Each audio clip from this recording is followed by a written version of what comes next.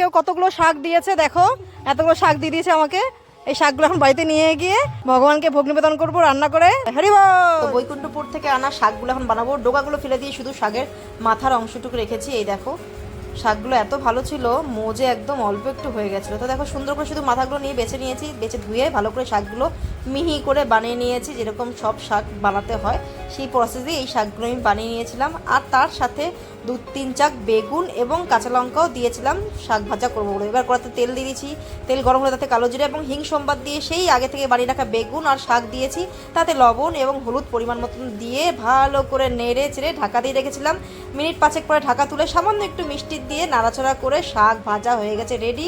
আর একটু শাক দিয়ে পাকোড়াও করব বেসন দিয়ে।